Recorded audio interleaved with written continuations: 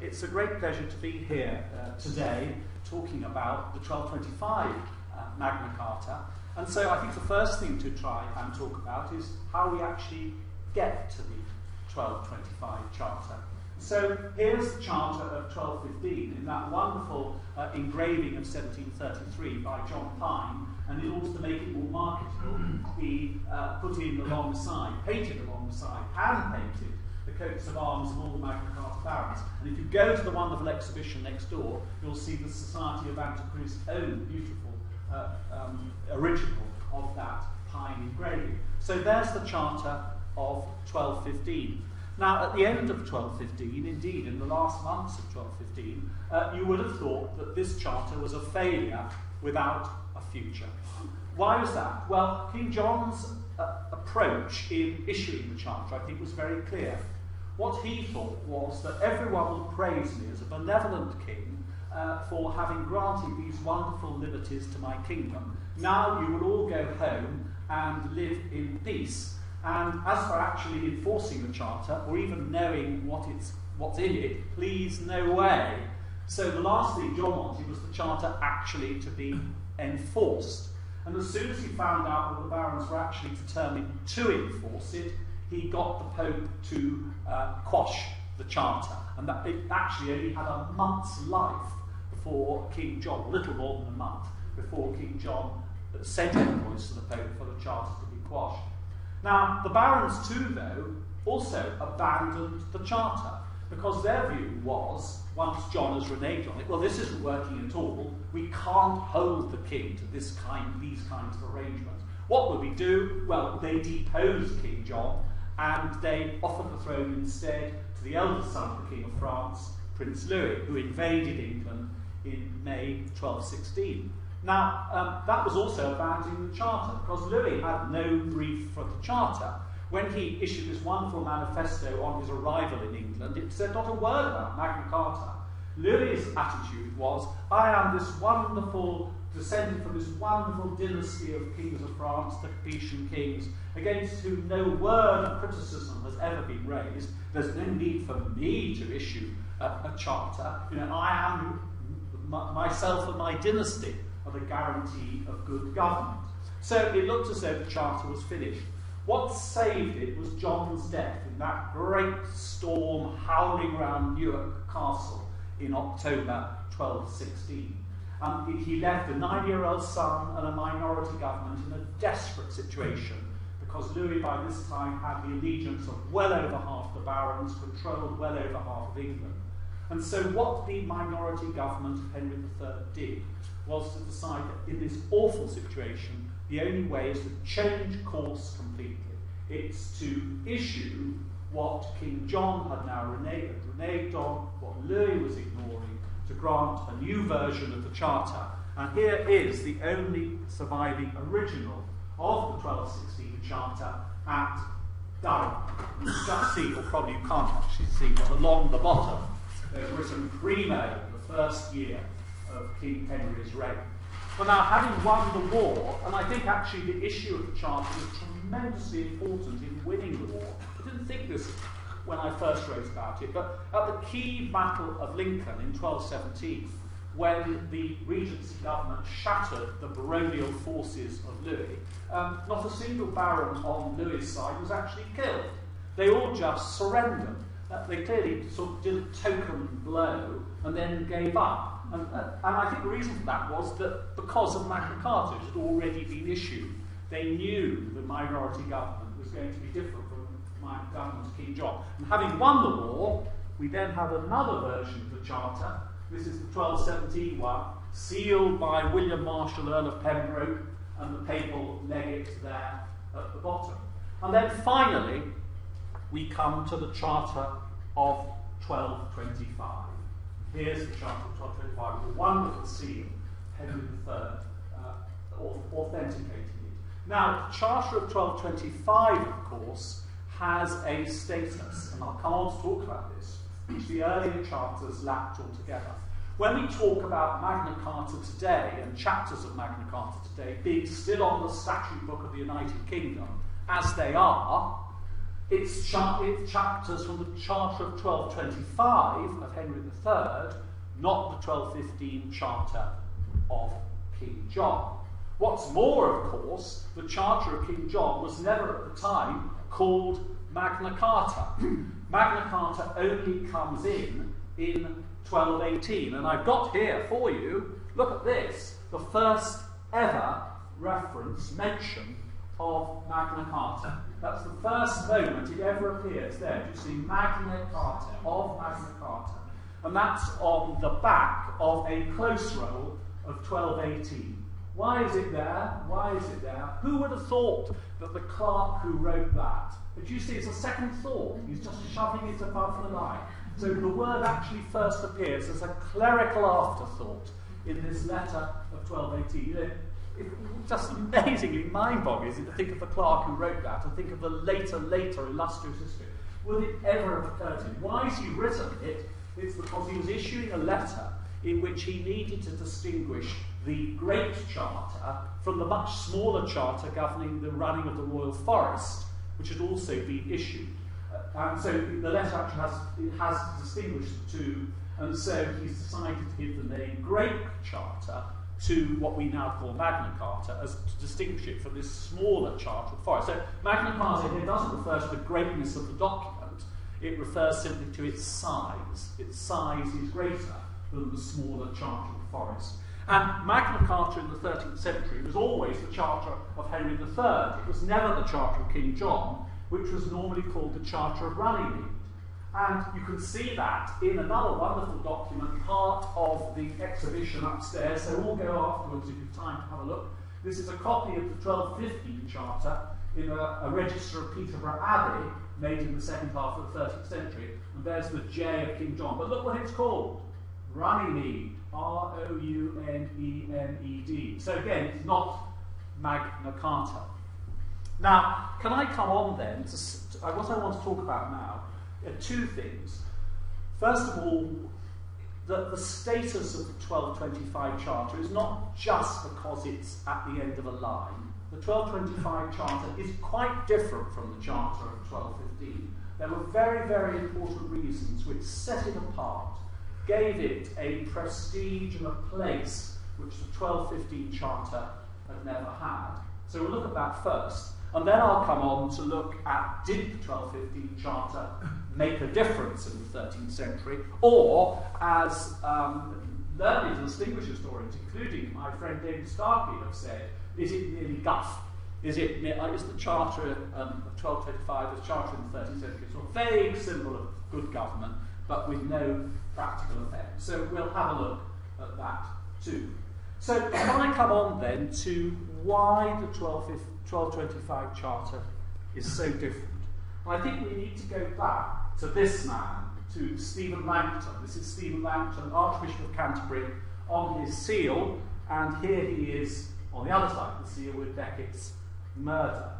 Now, Langton, I think, was deeply troubled about the 1215 Charter, and he had reason to be. Now, if we think about Langton, he's a famous academic, a great professor at the University of Paris, though of course an Englishman. He believed passionately in the principles of Magna Carta. He believed in limiting the king by law. So, in general terms, he was all in favour of Magna Carta. And yet, what's the problem with the 1215 Charter? It's, of course, that it's the product of rebellion and coercion.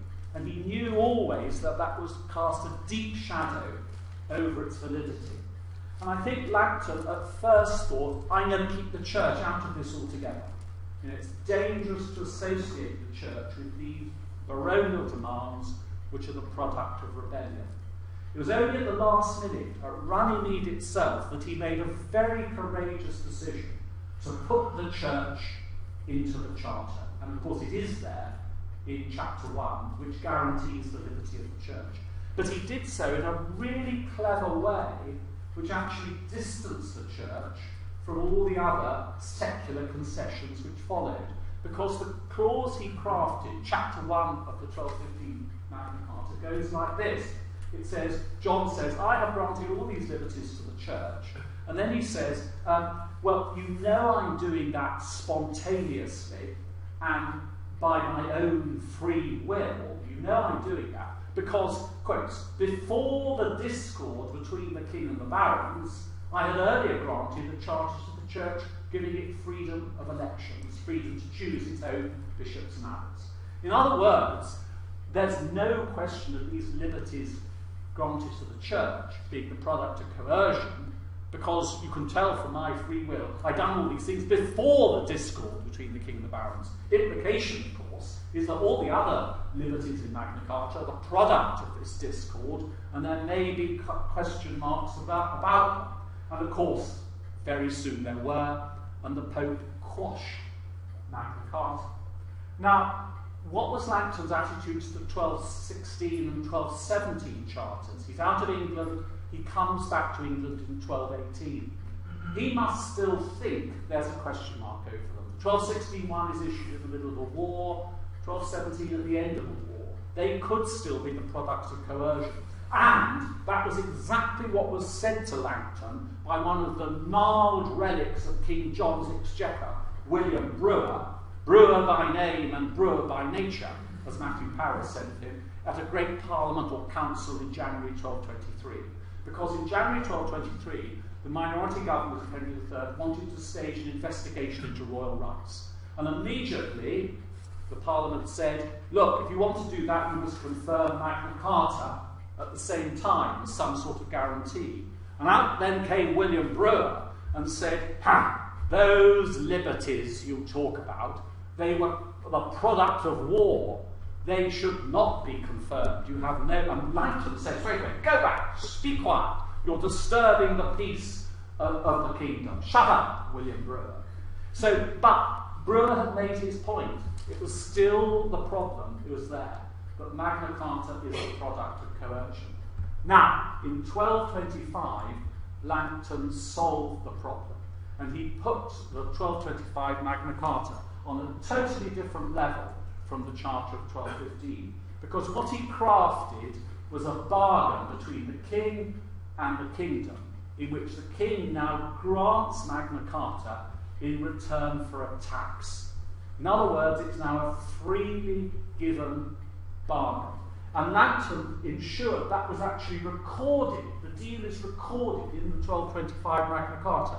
You can see it if we look at this splendid copy of the 1225 Charter, made very soon afterwards. And here it is. For this concession, archbishops, bishops, earls, barons, everyone of the kingdom has granted the king a tax on movable property. There it is. This is the last page of this wonderful copy of the 1225 Magna Carta. And that's why Langton was also able to craft a new beginning to the 1225 Charter, which says that the king has granted it of his spontaneous and free will. There's the H for Henricus. Now, nothing was ever said in Magna Carta about John having granted the 1215 Charter of his spontaneous and free will. Now it's said in 1225. So the Charter is now a freely given grant. And that also enabled Langton to give it a new exclusivity.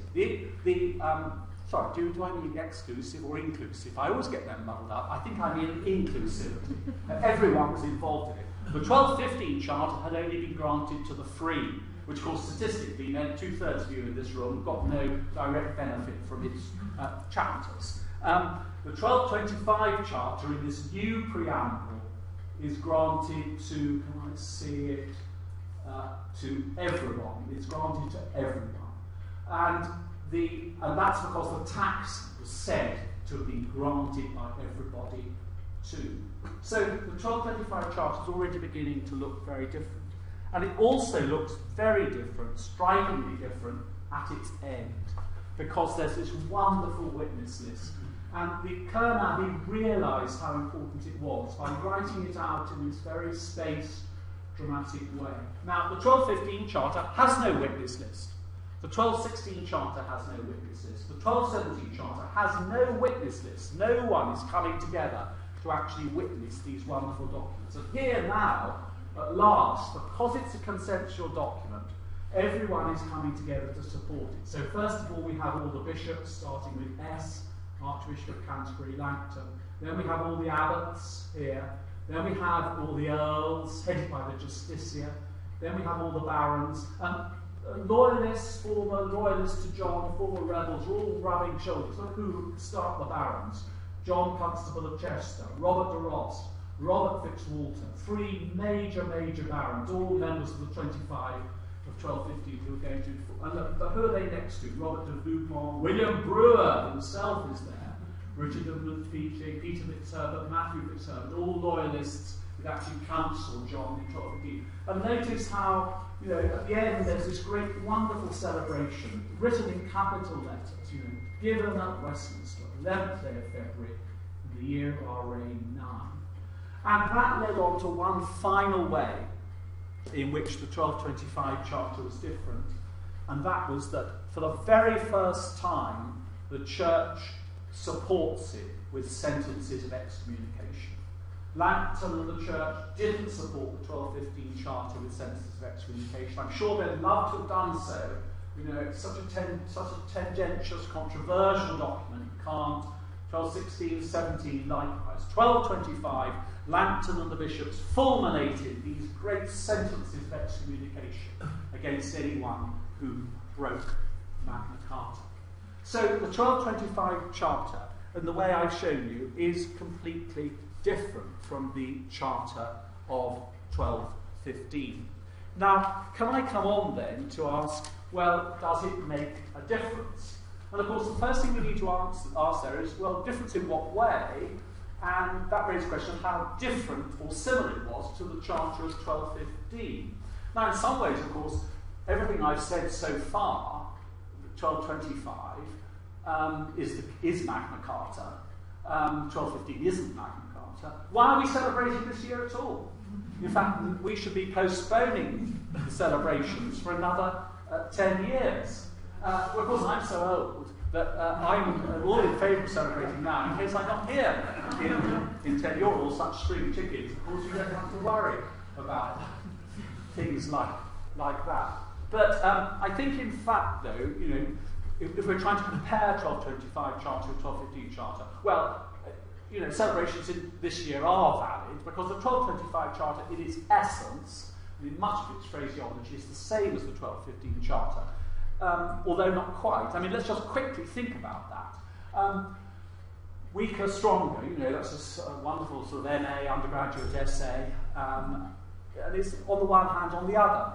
Now, if we take weaker, on the one hand, of course, the crucial difference was that the 1225 Charter has no constitutional means of enforcement. And that's because the 1215 Charter, it did. 25 barons, remember, were in power, the ones we saw the coats of arms of in the John Pine engraving. Those 25 men were empowered basically to force John to keep the Charter and make war on him if he didn't, with the community of the whole land. Well, that clause goes out. It leaves the Charter with no constitutional means of enforcement. Nothing was put in its place, I think very significantly. You know, you could have appointed 4 knights in every county who might have been heard complaints against the breach of the Charter. Nothing like that was done. On the other hand, of course, the Charter is now supported with excommunication. And at least excommunication hits everybody. So, you know, if a baron is breaking the Charter, he can fall under that ban just as much as the Minister of the King. Whereas, of course, the 1215 security clause, no way it was going to be enforce the Charter against the barons, although everyone's supposed to obey the Charter. It was entirely a clause enforcing the Charter against the King. What other changes are there? And, I mean, another very surprising change is one of the most famous 1215 chapters on taxation needs the consent of the kingdom. That was left out too after 1215. I can't, you know, I've got ideas about why, but it was. Isn't that a really serious weakening? On the other hand, of course, the 1215 Charter is still very well known, and I'm not sure people are very aware it was invalid, and that chapter is still cited as valid, although the 1215 Charter technically has been replaced by the charters of 1217 and 1225. What about local government? Well, there is a very important weakening there, leaving out chapter 25, which is about the exactions the king can take from the counties, money. that was left out. It leaves the king in a much freer position to place financial burdens on counties. On the other hand, against that, there's a very, very big new clause which was introduced in 1217 on the running of local government. And above all, of course, there's the Charter of the Forest. The Charter of the Forest was introduced in 1217. Remember, that's the reason why we have the term Magna Carta to distinguish the Great Charter from the smaller Charter of the Forest. That charter regulates the whole running of the Royal Forest, and that's just not there in 1215 at all. So on balance, I think, on the whole, I think you would say 1225 was more stringent in its restrictions on royal power because of the Charter of the Forest than the Charter of 1215. Now, so let's come on and think, well, does it make any difference?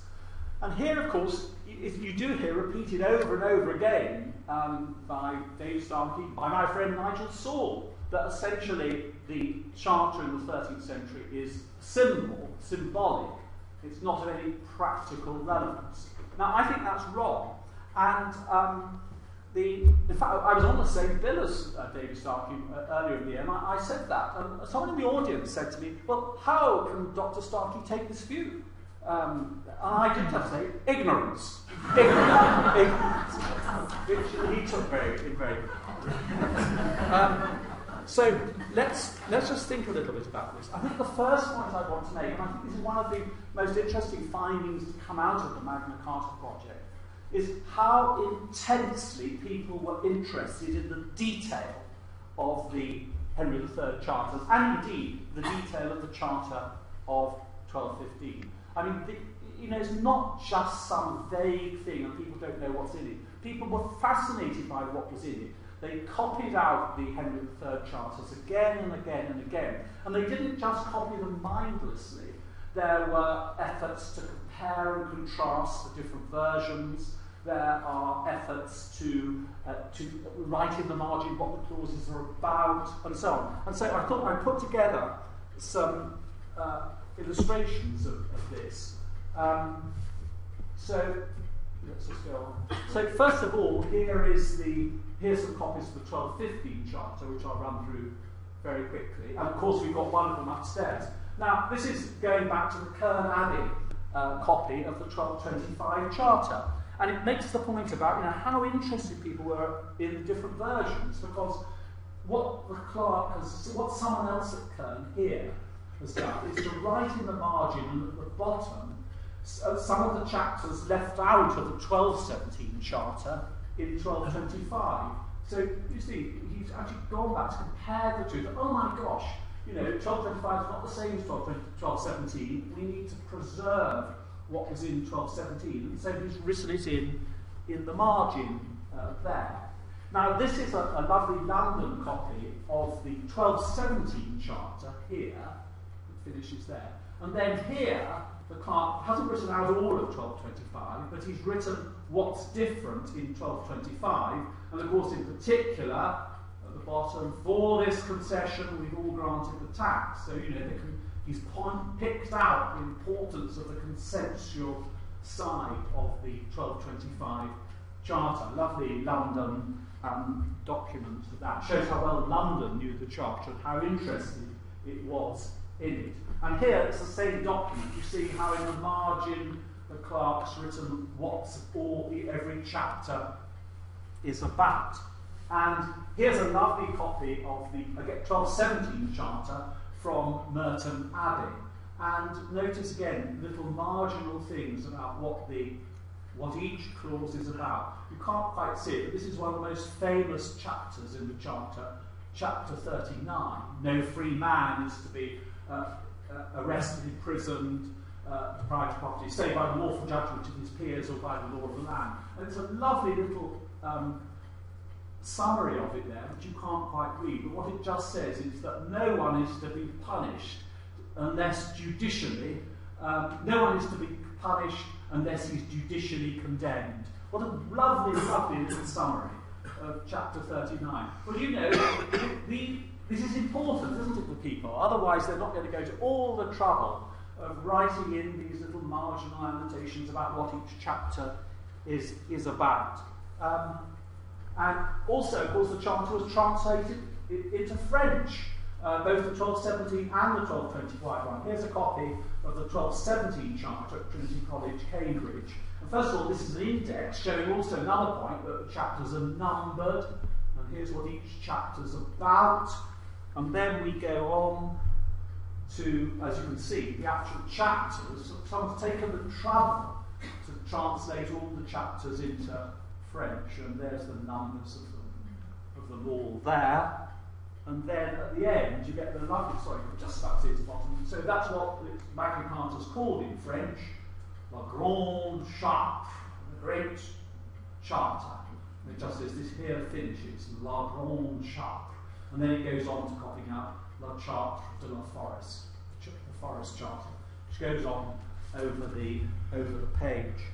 So, just very, very quickly, this also shows the intense interest in the charters. This is actually goes back to 1215. This is from the Chronica Majora of the most famous of all 13th century chroniclers, Matthew Paris. And when Matthew Paris first wrote this wonderful chronicle, he didn't actually have a proper text of the 1215 charter. What he got was a very hybrid text combining 1215, 1217, and 1225. It was only after he finished it that he actually acquired the full text of 1215. Well, you know, that, but he didn't. He actually looked through the 1215 text he'd now got, discovered it was different from the text of 1217, 1225. It was Susan Reynolds, I think, who first pointed this out, or really first appreciated, you know, how well Paris had done to do this, you know, amazing. And what he did then was to go back to the Chronica Majora and make huge efforts to alter it. So he's here including along the side a sort of drawing of Magna Carta, bits left out of 1215. And here, what he's done here, quite just sort of raise the whole column to put in 1215 material. But he's doing it in the sort of fascinating way in which he still wants to preserve the best bits of the 1217 and 1225 charters. So it's sort of edited job in which all the juicy bits of 1215 are put in, but he's not going to leave out all the best bits of 1217 and 1225. So it's a lovely sort of hybrid effort. And it makes the point that people didn't make a clear... people knew there were different versions of the charter, but they thought they were all valid, and so there was nothing wrong in actually trying to sort of put them all together and have, as I say, the best bits of them. Editing, yes, that's right, they edited them. So if we go on, so perhaps we can ask now, does it make a difference? I mean, it's one thing for the charter to be fascinating, to be very, very well known. And I also said, I think there are two areas. One is the church are making these copies. They're in monastic registers, they're in carperies, they're in chronicles. But they're also made again and again by lawyers. I mean, lawyers, the statute books, as they're called, unofficial collections by lawyers of legislation. And what's fascinating is the lawyers didn't seem to have minded having these sort of edited hybrid versions either. So, you know, those two constituencies. But I'm sure it's broader than that. Those are just the records that survived. I mean, there's a wonderful carpet of a knightly family, the Hotto family, which has actually got the 1225 Magna Carta in it too. Bother, I got a photograph of that. Why didn't I remember to put it in to this presentation? I'm sorry. I must do that another time. So, can I come on now to the whole question? Well, okay, the Charter's well known, but that doesn't necessarily mean it's going to be made a difference or it's going to be obeyed. And it's perfectly true, if you ask contemporaries at any point after 1225, is Magna Carta being obeyed, they would give you a very, very doleful answer. They would have said, no, it's being broken constantly by the king and his ministers. I think they might also say it's been broken constantly by great barons. It's really been a failure. And of course, to support that view, you would look at the schemes of reform propounded and enforced against King John's son, Henry III, and the Great Revolution of 1258, which forced him to agree to the Provisions of Oxford. Because the Provisions of Oxford have left Magna Carta in many ways far behind. They're far more radical and revolutionary. They take control of central government out of the king's hands. Remember that Magna Carta in 1215, I think it might have been more radical if John had been defeated in the field. He hadn't been, so it's a negotiated document. It leaves John perfectly able to appoint whoever he likes as his ministers, his sheriffs, his castellans, his courtiers, to give patronage to whoever he wants, to follow whatever policies he wants within the financial and legal restrictions of the Charter. Whereas at 1258, control of central government is simply taken out of the king's hands, and the country is run by a baronial council. And the king said himself that he was treated like a little child and was reduced to being, in effect, a cipher. So doesn't all that show that Magna Carta is becoming irrelevant, and where relevant is just broken? I think, in fact, though, that's a much too pessimistic view. And you can go through a series of very important chapters of the 1215-1225 Charter, which were essentially obeyed. The first is on the size of what's called the relief, the inheritance tax paid by a baron. Now, the Charter said that should be £100 for an Earl or a baron, whereas John and his predecessors had charged hundreds, sometimes thousands of pounds. Well, that chapter is pretty well obeyed after 1215, 1225, and that's a gigantic reduction in the king's sources of income, and also in his sources of power, in placing barons in his power by charging them huge inheritance taxes. Justice wasn't sold after 1215, 1225 in the same as it had been before.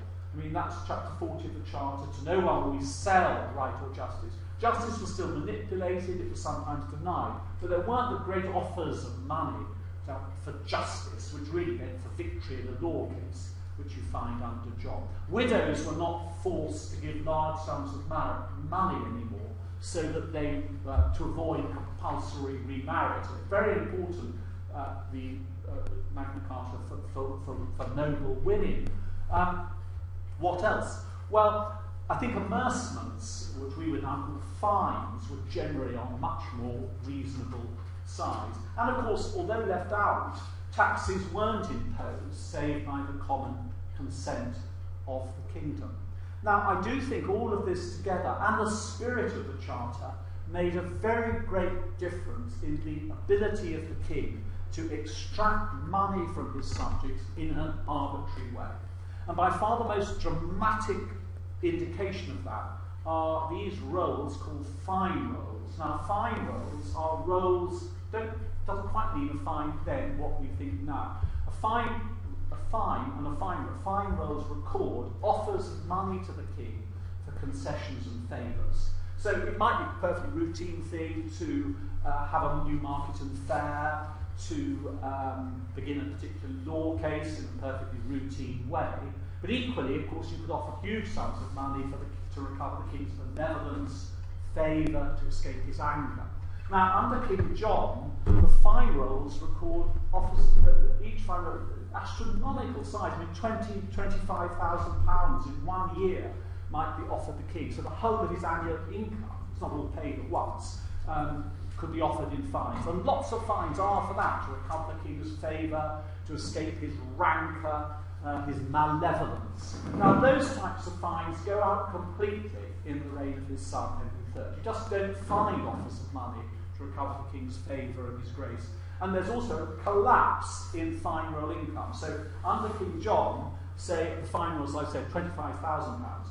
Very, very rare to find a fine roll of Henry III with anything like more than £2,000 or £3,000. It's a huge transformation in the ability of the king to extract money in an arbitrary way. Now, of course, Henry III, and I'm sorry I haven't said more about him, was not at all like King John. He was considered, in some ways rather easygoing, pious, uxorious. He certainly had a will and a fierce temper, but he wasn't a driving monarch. And I always remember, he was called again and again simplex, which I think meant naive. And I always remember Sir James Holt saying once to me with a laugh, not something you could ever say about King John. Is this just personality of the king? But it's not, because if you look at the fine rolls of Edward I, it doesn't change. Edward I is a hard-driving king. And yet, if you look at the Fine Roll of 1305, the Fine Roll of 1305 is,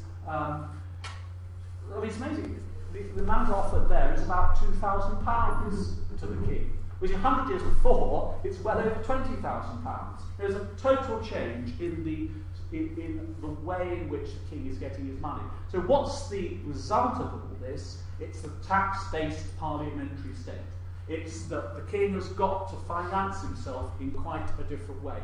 There was another reason for that, which was the decline in the king's easy income from land, because all the land which had come into the king's hands for normal conquest had been given away very, very gradually. So those two things together, the restrictions of Magna Carta, the decline in the revenue, the easy revenue from crown lands, meant the king has to finance himself in a different way. The only way to finance himself is to get taxation from Parliament, but of course it was Magna Carta which laid down the taxation from, to get taxation, and it's Magna Carta which laid down that taxation has to have the general consent of the kingdom.